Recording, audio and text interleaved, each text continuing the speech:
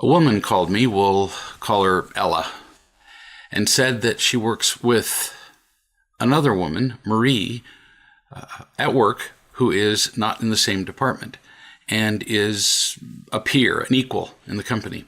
So neither of them supervises the other. Ella runs into Marie only once a day or every other day. But every time they meet, Marie complains loudly and long about something. The company, her health, her family, whatever. Ella really hates complaining. She's just learned that she doesn't like it. As she has embraced unconditional love in her life, she's discovered that complaining is like a poison, so she avoids it like a plague. She grew up in a complaining family, and she said she would do anything not to hear that sound and feel that feeling again. So she said that she's gotten to the point where she avoids Marie, which can be inconvenient, but she also doesn't like the feeling of avoiding somebody. So she asked, why should she work in a place where she has to avoid somebody? What can she do? The three choices almost always apply. Live with it and hate it, live with it and like it, leave it. Right now, you're living with it and hating it. You're avoiding this woman, you're not liking interacting with her, you're not liking having to hear complaining. So let's see how we could live with it and like it, if that's possible, before you make a decision to leave it. Why not?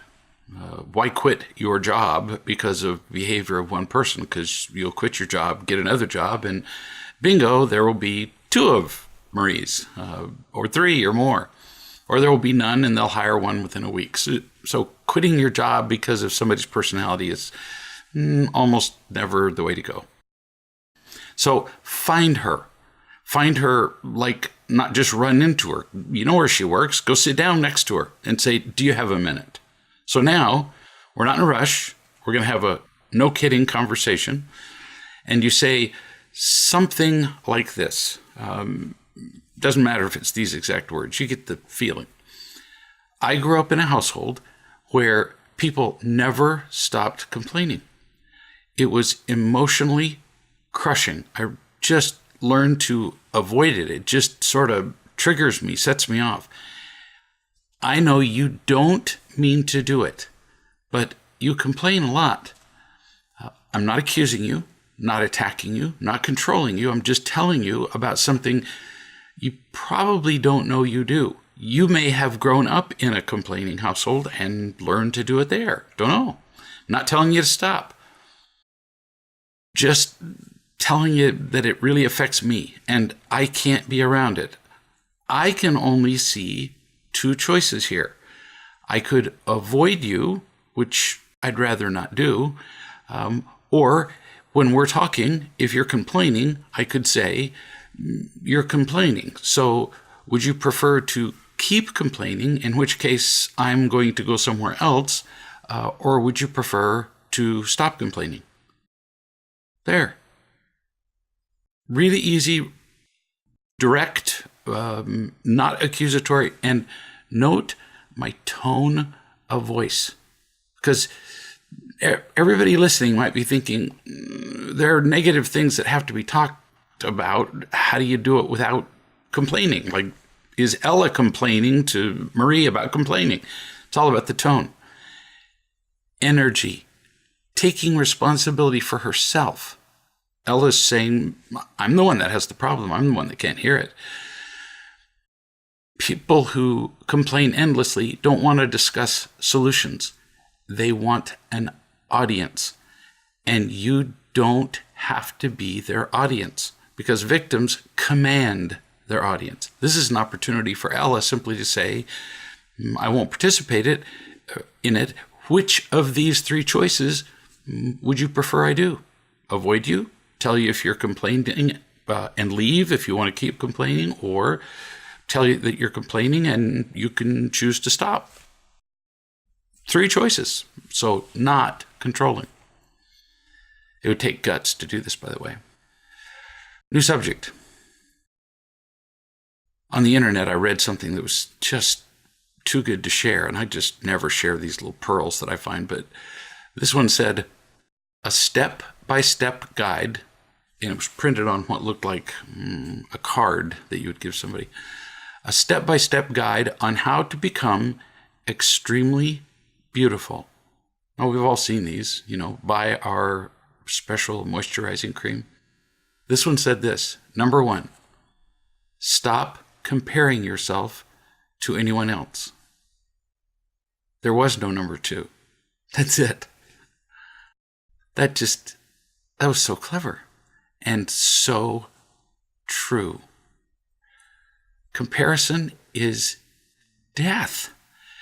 Beauty, for example, that's just one way that we can compare ourselves, is what somebody else thinks. Well, not only what they think, it's what somebody else needs you to be. Why do I care? Why would I care? Smart is defined by other people as how you benefit them. Pretty much all the time that there are comparisons, smart enough, beautiful enough, it's comparing ourselves to the ideal for yet another person. You can't be happy that way. It would apply to comparing ourselves as far as happiness, intelligence, responsibility. Nobody else is like you. You provide a unique contribution to the fabric, to the color, to the beauty of the world. You can't be somebody else. So why try? You're going to really suck at being somebody else. You might as well be yourself. That's the one thing you can be good at. New subject. Prelude. One woman, Christy, is loving and teaching Selena, who initially latched on to real love, but has been slipping away and using alcohol again for her pain. So Christy's trying to teach and love, and Selena's drinking. She came from a nightmare of a family. Christy keeps trying and trying to love her friend, but at her last visit with Selena, Christy could see that Selena was becoming absolutely unreachable. She was partially drunk at the time. She enjoyed the visit, but it was just meaning the drunk, Selena, enjoyed the visit, but it was just a temporary moment of feeling good. It was not healing because she wasn't fully present because she was drinking. When Christy left, she wrote a poem about her interaction and her relationship with her friend, Selena. It was so touching, I got to share it. In fact, I couldn't believe she'd written it. She said, "To my sister, sleeping soul, the velvet hands her neck enroll. Life is creeping, crawling death with every gentle dragon breath. Trapped in prison by the mind, placed there by a world unkind, the hope is gently, quietly leaving, with every moment not receiving. But wait, you say, it is a choice to listen to that still small voice. Here, by the grace of God, go I. There is no right or wrong, just try.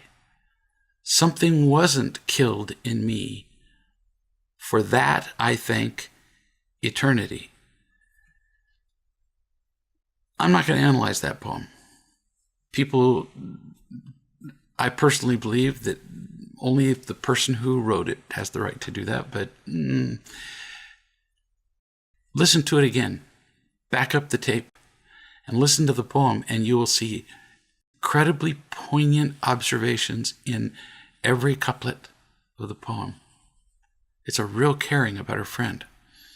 Now, postlude with the poem. I talked with Christy, and she said she's choosing death. And as you could see from what I wrote, this has brought up my own memories of pain and gratitude of not being there anymore. I got too involved. I really wanted her to live. I can see what would work, but she has to want it. And right now, the quick fix of isolation and drinking are too easy. And she's too afraid to reach out like she needs. I'm just learning. This is still the writer of the poem. I'll get there. Lesson number 1, don't get too attached to outcomes. This poem and the comments that she made to me later are brilliant. We can be sad when somebody chooses pain, but we can't give in to the seduction of manipulating or pushing people for their own good. Very tempting, and so much harm has been done in the history of mankind for their own good.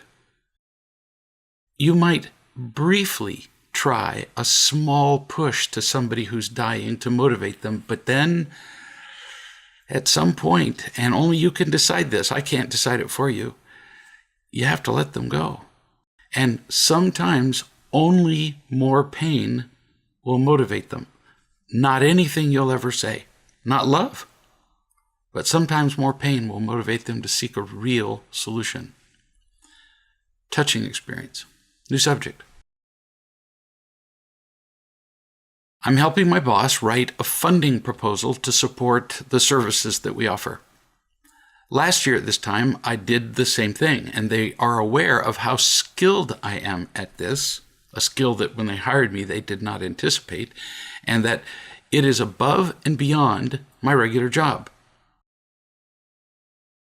I know you well, and what you say is completely true. You really do have skills that they didn't know about, and they use them, and you work way harder than you're paid for.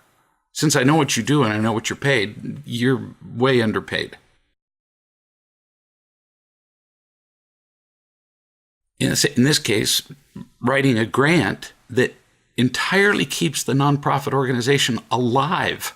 If you didn't help write the grant proposal would be awful, and the place would have to close. So you really are important, and you're really not being paid to be important. You're being paid for a much more menial job.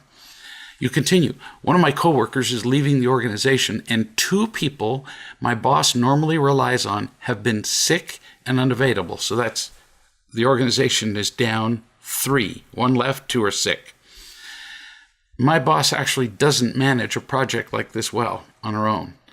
I'm doing the best I can for a poorly paid hourly job, but I can't take on the responsibility of 3 people being absent. You really can't. Now, many people try because they're told they have to. They say, well, then I'll do it. I had a friend, I'll never forget him. He complained about how his job was killing him. It was making him physically sick. And I told him to go tell his boss he can't do that anymore. So he's going to do the job of 1 person. They had to hire 4 more people to do the rest of his job. When he quit, they had to hire 2 more. 6 people he was doing the work for. So no, you really can't do the work of 3 people who've disappeared. You're not paid to do the work. Now, your boss may not change your mind, but you get to quit. You get to decide this is too much, or you can decide you're going to do 20%. You're not trapped. That's what I'm saying. If you do it, if you do the additional work, this is very understandable. It's not cruel. Bosses tend to give, in fact, this is a saying in business, you give a job to the person who's the busiest. Guess why? They're the hardest working. And they're the people who get stuff done.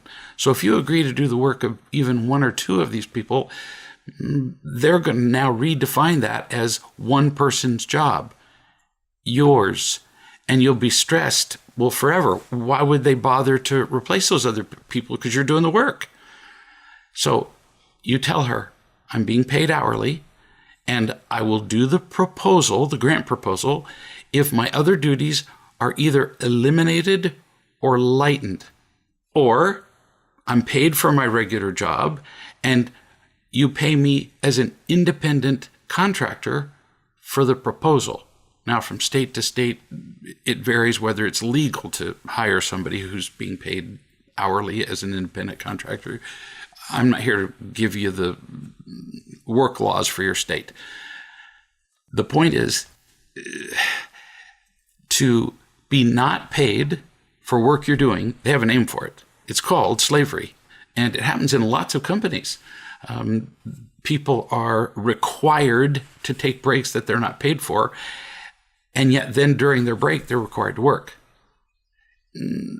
It breaks the work laws of every state I know of. And if an employer can get away with abusing the work laws with you, they'll keep doing it. Just keep in mind, you don't be a victim about it. You simply state what you're willing to do. You live with it and like it. Then if they want to fire you, okay. Or they can keep up the pressure and then you can choose the third choice, which is to leave it. But to just shoulder an extra burden, you're going to carry it for the rest of the time you work there. You say, and other times and circumstances, there would be room to negotiate more things possibly, such as being paid an appropriate rate for the work that I'm doing. But this place is really dysfunctional, and none of those things will happen. You're right. In most healthy environments, you could just say, I'd be happy to take on the work of 50% of the person who's missing, but then I would expect to be paid 50% more. And I've seen that work. I've seen it work where when it came to promotion time and a given employee was told, we're going to give you an 8% raise, that employee has said, I do twice the work or 3 times the work of everybody in the place. Everyone. Take all their work and I do 3 times the work. So I want to be paid 50% more, which is not 3 times. And they've gotten it. You're not stuck. We really get to ask for what we want, which doesn't mean we're going to get it. So you're taking a good approach. Why exhaust yourself and endanger your health for people who obviously don't value you? If you were to work yourself to death, they'd go, oh, it's really sad that you're dead. That's it. But they obviously are not grateful because I know more about your supervisors than everybody who's listening. This is a business. It is not a charitable effort that you're making toward whatever, working in a soup kitchen. No, you're working for a living. You conclude, but I've needed flexibility to deal with dental and medical issues at this job, and they've given me that. So there's a little bit of give and take here. Yeah. So you're writing, so I am getting something out of the trade. I just need to be careful to keep the trade equitable. If I consciously choose to take on extra work because of the flexibility they give me about dental and medical and so on, then I'm not letting myself be taken advantage of. Is that right? Yeah. If it's freely given, if you can see I'm getting something out of the job, and in payment, you don't trade normally in a relationship. You don't trade love. But at work, it is a trade. It's a contract trade. I give you my work, you pay me. You pay me more, I'll work harder. I'll work harder if you give me some flexibility about my hours being gone to get some needed medical and dental work. You just be sure that the trade makes sense. If you consciously choose to suffer and be taken advantage of, you consciously choose that. That's not going to end up being healthy. That's going to be taking care of past pain or repeating past patterns. Just because you consciously choose to suffer doesn't make it good. You have to consciously choose something that works for you. You can't choose to suffer for very long. So the flexibility of medical and dental may make it worth it. You're the only person who can know. What are the clues? If you leave work going, oh, man, another day of hell is over. Yeah, then it's not an equitable trade. That's your clue. If you're enjoying work, you're grateful for the advantages that you get there, even though you have to work for them a little bit, then it's an equitable trade. That's how you tell. Resentment versus gratitude. Easy. Next subject. I often get calls where parents are wondering why their children are completely irresponsible. And it almost always, when I say almost always, that's actually a kindness, it always turns out that the parents are rescuing the children. These seem like little things. I'm going to give you some examples of rescuing. They're not little things.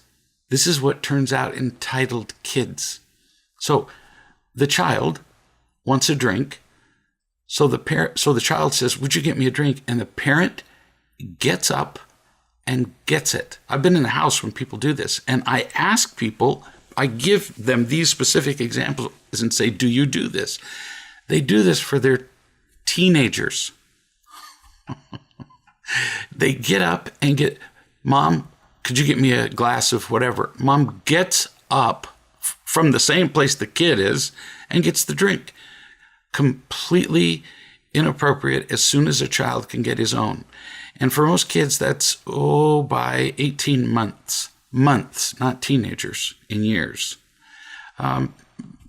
Or earlier in the afternoon or day, you get them, if they're 12 months old, it's a little borderline, a sippy cup, a water bottle. You put a stepladder at the sink or fridge. Now, a kid who's 12 months old can get his own drink. Our kids were getting their own drinks pretty early. Maybe not give them a puddle outside that they can lap the water up out of, but they could become independent very young. And if you don't teach that, they will abuse it. Why? Well, who wouldn't? I can just lie in one place and just bark out orders and people will bring me stuff. What a deal. Donna's over there going, "But that's how you live." Or a child leaves his homework at home and the parent takes the homework to school. You're kidding.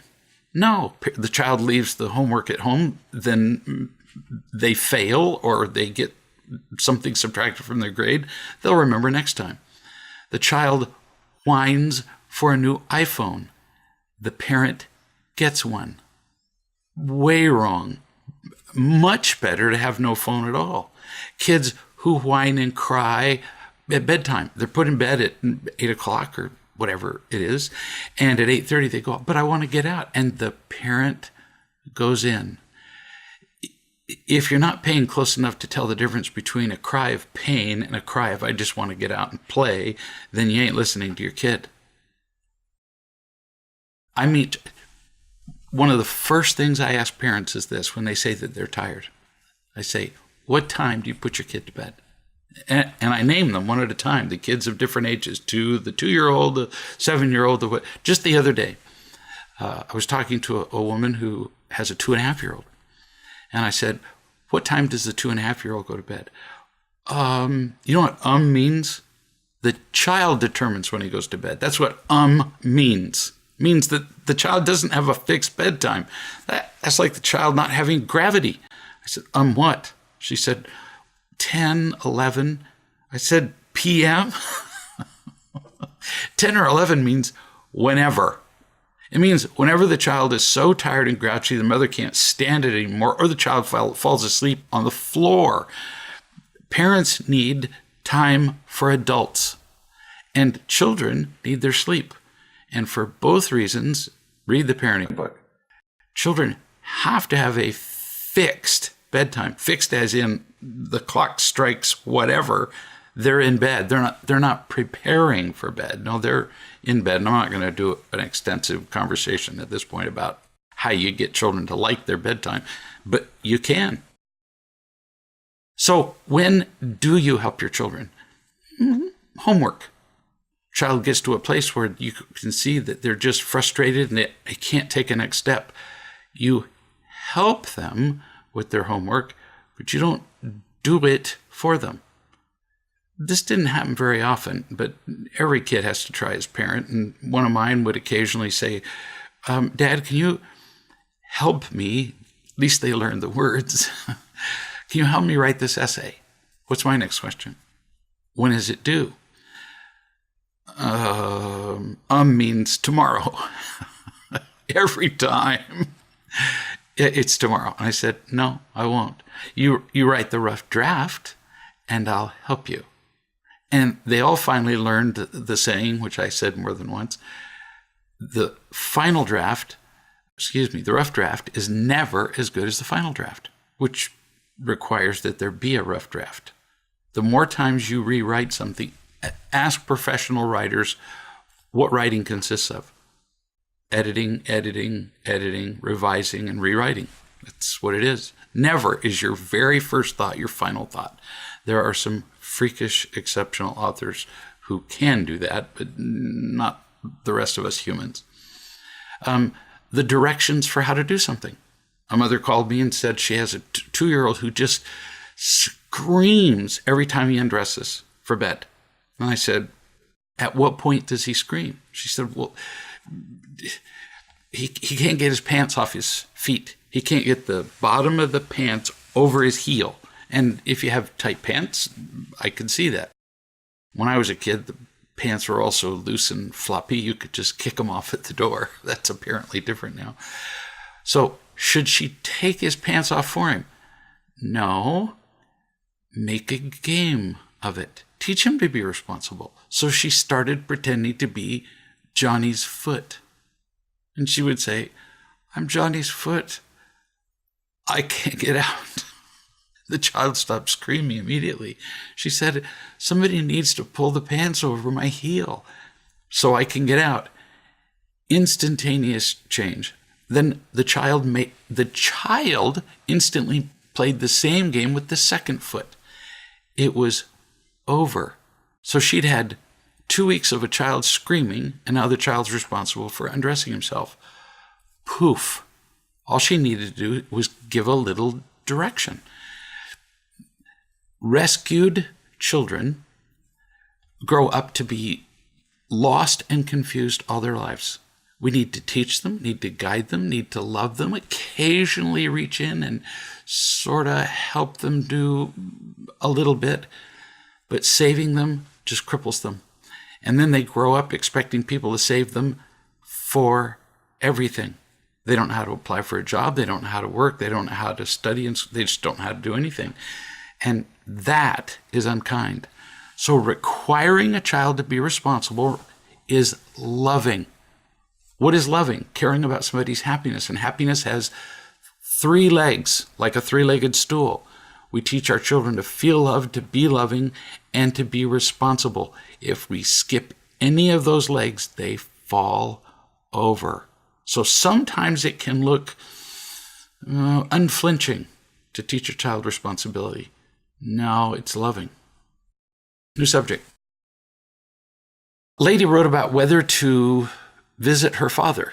She was trying to decide whether she even wanted to go see him, who has been a 0 part of her life. None. I was very clear that in her past accounts to me, every time she visits him, it just reinflicts her old wounds of being neglected and abused as a child, because every time she visits him, he's still hateful and controlling toward her, and then just neglects her. And those occasions are rare, but they are uniformly depleting. They're draining for her. They live just a couple of hours apart. The next day she wrote that my answer was unfulfilling. I always hate that when I'm unfulfilling. So I said over and over, I said that it was up to you. It's your choice to make. It's not mine. You call it unfulfilling because I didn't just tell you what to do and then you wouldn't be responsible. You wanted me to blame me if you went and had a miserable time, and you wanted me to make you go and tell you to go when you didn't want to. I'm not going to make your choice. Only you can make it. And then I gave you some very clear and specific information and even direction, but you didn't hear it because you were afraid. And each time I told you that only you could make the decision, all you heard was that I wouldn't help you. This ties in exactly to the question before this one. If you rescue a child over and over, then they require rescuing, and this woman's 40 years old. So she calls around to her friends, requires that they make her decisions for her, If it goes well, then she just asks to be rescued the next time. If it goes poorly, she blames them and still asks everybody to rescue her the next time. So I'm going to repeat some of what I said. And nothing is new here. We've gone over this before. But it's still worth saying here on the video chat because we all have people in our lives like this. Your father doesn't love you. We all have somebody like that we feel obligated to visit or to call. He doesn't love you at all. None. He's given no indication that he does. He can't. He never has. He doesn't have the ability. He's never seen it. He's never felt it himself. You haven't recalled a single loving moment between you and him in all your 40 years. Zero. He doesn't care about you. You're a peripheral, meaningless piece of his past. He's proven that. In 11 years that you've lived 2 hours apart or whatever it was, I can't remember now, he's visited you 2 times in 11 years. And then only because he was in town anyway. He's proven it by making one excuse after another about even making a decision about this visit. He says, come, and he says, well, this isn't a good time, and then come, and then, well, I might be kind of busy. He makes himself relatively unavailable even to talk about your coming. And when you're together, he makes it really clear that he doesn't care about you. Now, in his defense, he's emotionally disabled, and he doesn't know how to care about you. Really doesn't. He's just like a little crippled kid. But what you're looking for is, you're wondering whether you should go visit him because you just can't get over the fact that he doesn't love you. You want him to change his mind, or you want some kind of closure. You got your closure. He doesn't care about you. You're done. If he dies tomorrow, it's the same. He still didn't care about you. But you're agonizing because you're afraid that if you don't go visit him one more time, he's going to die and you're going to feel terrible. The closure you want, that he's finally woken up emotionally and understands how he's abandoned you, that's what you want, is not going to happen. Not ever. Not in this lifetime. That's why you keep visiting or calling him. He mistreats you every time, but you keep hoping. You'll knock on the door one day, he'll throw his arms around you and go, I am so sorry I've neglected you all of your life, but now I'm not going to. That's what you're waiting for. And many of us still are with our parents. Now, you keep saying that you don't really expect anything from him, but that's not true because you agonize over whether to visit him. You don't just go, well, yeah, I think I'll go visit him and spend some time with him and I know what he's like. You agonize. Do I want to go through this pain again so that I can get that closure, so I can get that wraparound hug and admission of mistake? And you worry that he'll die. He's already dead. Your relationship with him never existed. It's over now. Isn't that dead? So if you visit him, it will be disappointing. You won't get loved. He'll be emotionally distant. He always has been. He has 40 years of pattern or precedent to prove it. You'll say goodbye for the last time when you're there, but you can do that from here. You don't have to go there to do it. Right here in the house, since he wouldn't hear it if you went there, he wouldn't understand what you meant. You could say goodbye over the phone. That still wouldn't make any difference because he's already been saying goodbye to you for 40 years. Bottom line. Except that he's dead. Don't try to say goodbye. So, how could this be loving, not to visit your own father? Easy. He can't feel love or give it. So what's the score of love? 0. You're drained even by the thought of him, but you keep hoping for what will never happen. So it drains you. Score, -1. So 0 plus -1 equals -1 for those of you who aren't used to working in negative numbers. If you don't visit him and let him go, his score is still 0. It always will be. But now you're freed to love your family better without the distraction of hoping for love from your father. Now you can move to a +1, which is infinitely greater than -1. In our last video chat, we had a similar discussion. It wasn't about a father and daughter, but it was similar. Sometimes the most loving thing is to say goodbye to negative distractions, to distractions that empty us, even if that's a person, even if that's a family member. And still, I'm not going to make the decision for you. I'm just observing a summary of everything you've ever told me about this relationship and what the result has been with you. And it's still your call to make. Next subject. On many occasions, people have asked me, how can you love somebody despite their being angry or selfish or stupid or whatever? The problem with this question is typified by the use of the word despite. If I claim to love you despite your flaws, now I may not say that out loud, but people have said it to me out loud many times, and with their tone of voice, they've demonstrated that they love somebody in spite of something. Well, he does this and this, but I still love him. That's despite. See?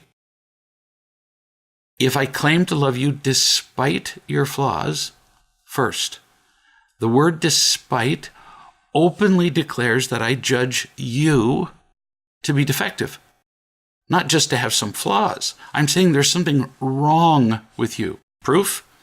Suppose you give me your car as a gift, maybe because you're buying another one.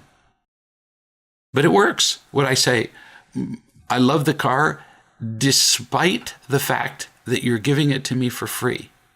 Or I love the car despite the fact that it still looks really good, nice paint job, good condition of the leather interior, good things. No, we don't ever say despite good things. Get it? We only say despite bad things. Despite gives us away, gives up the game. Those things, free gift, good condition, are universally recognized as good things. I say despite only about something wrong, like I love the car despite the fact that it has no engine. Okay, then the two things match, what I'm saying and the word despite. 2, loving you despite your flaws is clearly judgmental and unloving, which makes neither of us happy. 3, loving you despite requires effort. Over and over, I have to judge you defective, carry that judgment around with me, and then decide whether I can stand living with that and you. That's work. Last, you won't feel loved. You will sense my judgment. So our entire exercise in what I am calling loving is ridiculous. On the other hand, instead of loving you despite your flaws, what if I love you with your mistakes or flaws? This isn't semantics. It's not words. Then, if I love you with your mistakes and flaws, there's no judgment of your value. I just love you. The emphasis is I love you. And you have mistakes and flaws, but I love you with them. I don't care. You just happen to have flaws. I love the entire package of you. And second, it's pretty effortless. I can notice your flaws. Love doesn't make me blind, but I don't have all the work of judging and controlling and carrying it around and being distracted and all that stuff. So the difference between loving somebody despite and loving somebody with, huge. Not a fine line at all. And not just a game of words. New subject. Here's somebody who writes and says, right now I'm at the gym, listening to one of your video chats. Yesterday I spoke to a wise person and I said that I've been realizing what a victim I make myself into. You have been saying this now to me personally and on video chats for 1.5 years. Okay, it takes what it takes. No criticism about that. Usually, if we're slow to learn something, we feel guilty, which is kind of silly. Learning means changing who we are. It means putting to death, actually, who we thought we were and growing into something more. Whoa, that's not a little thing to kill your old self, which is why so few people learn. anything, really, after the age of, say, 4. Most people are pretty much dead after 4. They don't change. They're static. You continue. Whenever I say I can't, or I'm confused, or it's too hard, it's my method of excusing myself from being responsible and facing my fears. I'm making sure that nobody can claim that I have to do anything more, because if I manage to look sufficiently helpless and disabled, they wouldn't dare criticize me. I say that slowly because, dang, honey, you said that beautifully. You got it. I have watched people become incensed that other people don't change everything to adjust to their pain. You were describing victimhood, and so did I just now. People in wheelchairs, for example, not saying they don't need the wheelchairs, not making fun of anything. They don't have legs. I've been in a wheelchair myself. But I've watched people in wheelchairs who turn see, having a disability is different from being a victim. Completely different thing. Victim is an attitude. Having no legs is a condition. I've watched some people, few, in wheelchairs who become furious that when they wheel themselves up to a line, the line that, people are waiting for a ticket or what, doesn't just part, and that everybody doesn't move to accommodate them. I'm thinking, I've watched people exert so much energy expressing their victimhood that I'm thinking they could get out of their wheelchair and walk on their hands. Victims spend more time complaining than accomplishing things. Watch, and you'll see that. You might see it in yourself, you might see it in others. You continue. On the other end, I have to avoid the false sense of responsibility, which leads to guilt and should. Good for you. We want to avoid irresponsibility, but we don't want to be overly responsible for everybody else or for our own perfection. Guilt and should, and all those things that paralyze me with another kind of fear. I think I'm starting to understand that my tendency is to swing between those two false extremes, over-responsible and too little responsible. One of them is this crushing burden of responsibility where I say I should do this, I should do that, and then get into the death word, comparisons, and all that, and I'm left just overwhelmed and defeated. On the other hand, there's a tendency to excuse myself too readily by claiming to be helpless. And again, I'm overwhelmed. So I have to navigate the proper balanced position between those two extremes. Not really. Sounds clever, it really does. Sounds carefully reasoned, but no, not really. It's not a difficult navigation. If you're not in pain. Pain causes all these crazy judgments.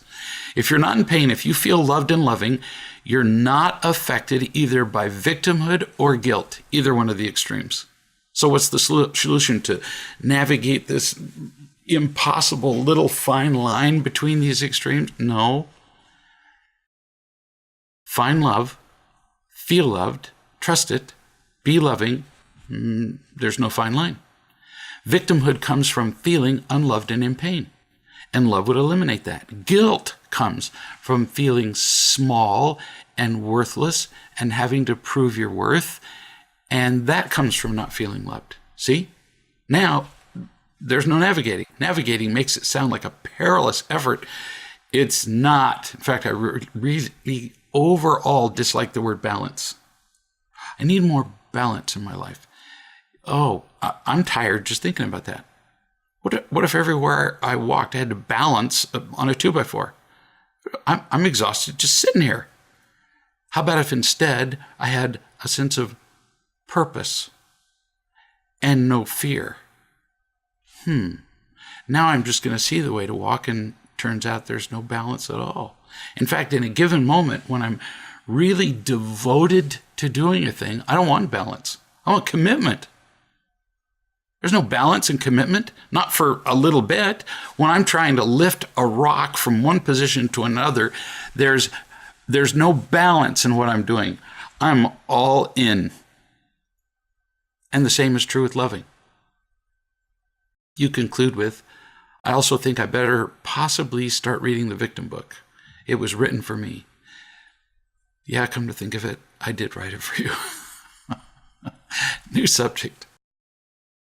The other night, my coworker and I were working on a big project which involved kitting, Kitting, packing a lot of boxes with a specific number of products. That's done in a lot of companies like Amazon and others.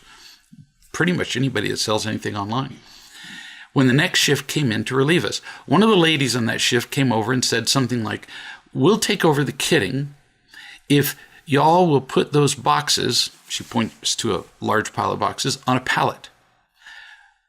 We pointed out that we only had 2 boxes left to kit, and there was a ton of boxes to put on the pallet, meaning not exactly a trade. And at work, you get 2 because you're paid. So what the lady was saying, we'll do your little bit of work if you do a great big bunch of work for us, and we'll both be paid the same. No.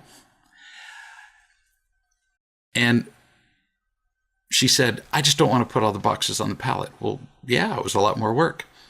People do this kind of manipulative thing all the time. They don't feel worthwhile enough to just ask you to do something. So they offer a trade. I'll do this for you if you do that for me. I don't think you'll ever hear that expression in this house, the house where I live. If you want something done, you just ask somebody, would you be willing to do this for me? I just called my son-in-law, and he's coming over to visit us relatively soon. And I said, on your way here, would you be willing to do this thing? I didn't say, would you be willing to do this thing? Because while you're here, we'll be feeding you.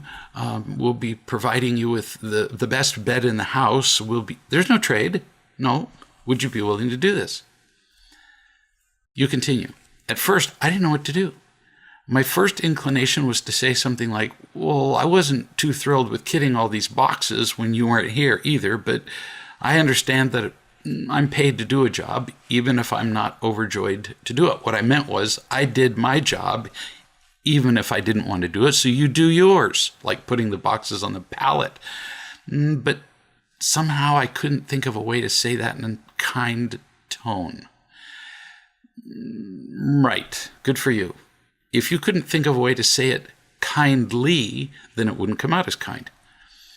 With somebody who knew you loved them, it would actually be humorous to go, oh, let's see, you'll do this. It'll be, I've got, for those of you who are listening, I have my fingers ½ inch apart. I'll do this if you do that. A mile's worth of effort. That would be funny to somebody that you knew and that you loved. But at work, you actually get to have fair trades. So you said, you continue, I understood that there was a loving way to let her know that she was being demanding, and in the moment, I had no idea what it was or how to say it. We're peers. Neither of us supervises the other. I chose to say nothing. Now, listen, because this is a common workplace thing where people impose on other people.